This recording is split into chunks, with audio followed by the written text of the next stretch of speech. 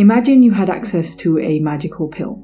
A pill that could allow you to change any undesirable trait you had into something much more desirable. A pill that would allow you to become the person who achieves all your goals and dreams, someone who is motivated, inspired, and focused every single day.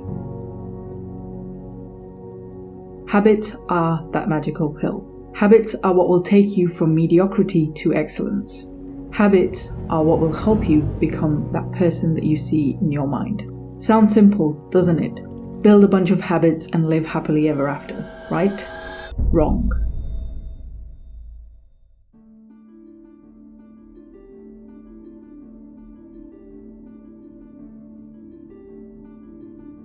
Building better habits is not an easy process and definitely not simple. We all have different habits that work in very different ways.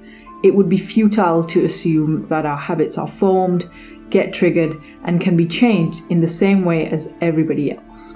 This really isn't the case. Our differences have a huge impact on our habit formation, which is why building better habits can take a long time, a lot of effort, and a bucket load of willpower. But building better habits can be a rewarding process, especially if the habits you're trying to create have the potential to completely transform your life.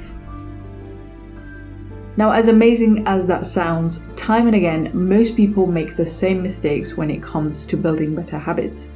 These 3 mistakes can be the make or break of your habit change journey. So let's dive deeper into the rabbit hole and see what they are and how you can prevent them.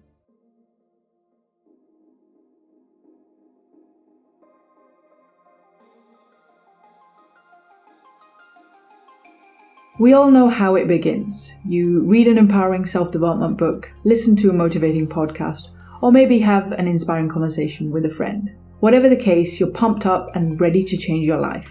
You make a list of the habits you finally want to change in your life, and you can already smell, hear, and taste your success.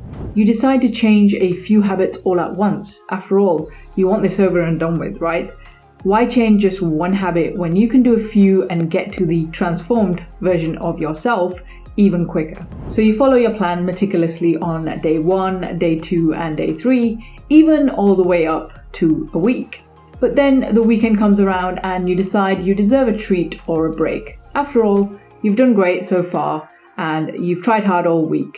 A little break won't hurt. In fact, you deserve it. That one treat turns into 2, which turns into 4, and the next thing you know, you failed at sticking to any of the habits you decided to implement a week ago. And this is when your brain kicks into overdrive and starts to highlight all of the failures and emphasizing why you are the cause.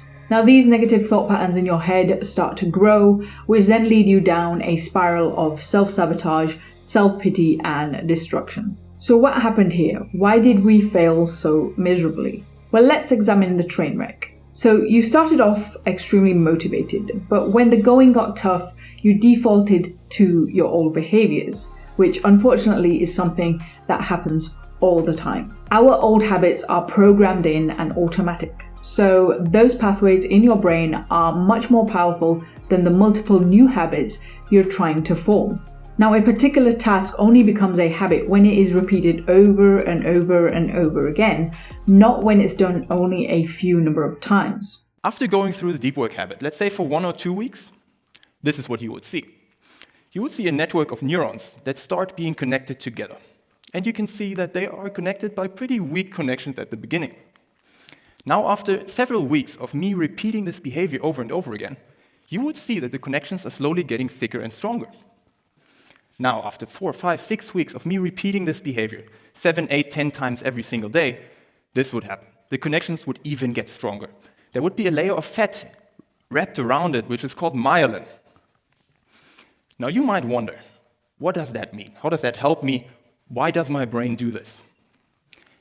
Well, you need to understand, our brains are energy consumers. They eat energy. The human brain weighs 2% of our body weight, but it consumes 20% of our whole energy supply. And to make this consumption as efficient as possible, our brain makes very important behaviors cost very little energy, meaning the thicker the connections between neurons, the less energy is needed to perform a behavior and to activate the neurons. In this case, my brain has realized that my deep work habit was really important. It needed to be repeated so many times meaning we shouldn't invest a lot of energy to go through the behavior. The consistency and repetition is more important than the intensity. So trying to create lots of different habits all at once dilutes your focus and hence effectiveness, which results in nothing being changed. The repetition of a task is how the brain decides what is important and what needs to be automated and created into a habit. So therefore, starting with a small focused habit change can allow you to keep your enthusiasm and energy high so you can follow through with the habit. It can also be a clear signal to your brain of a repeated task that you need it to automate. Whatever your daily behaviors are, whatever you repeat over and over again, that's what the brain decides is important. Repetition is what the brain decides is important. And that's crucial. So let me be very clear here. It doesn't matter if it's something that's good for you, like exercising, or whether it's something that's bad for you, like smoking, or whether it's something that's just needed, like driving a car. Whenever there's a lot of repetition and dopamine released in the brain decides, oh, this is pretty important, we will need this. Changing things gradually instead of trying to change all at once leads to longer lasting and more sustainable results. Start off with one habit that can make the biggest difference. These are often known as keystone habits, and they are habits that have the highest leverage because they unintentionally carry over into other aspects of our lives.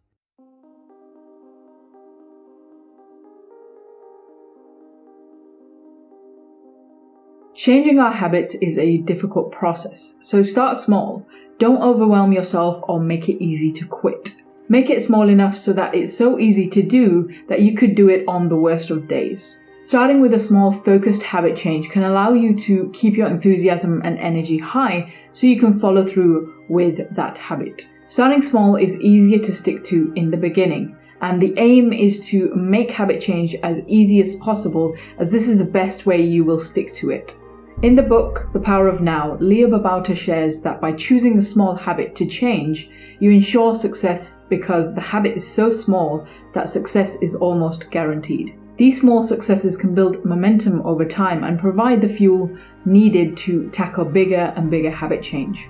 So the keystone habit you chose earlier, break that down and find the smallest thing you can do to make that habit a success. Remember what I mentioned earlier? Consistency is more important than the intensity.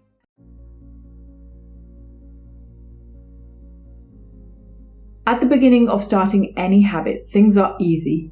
We are optimistic and motivated, and you have something I call superhero syndrome, where we feel we can do anything. Now, over time, however, life gets in the way and we eventually start to fall into our usual ruts and routines. Life takes over along with all its usual stresses and chaos.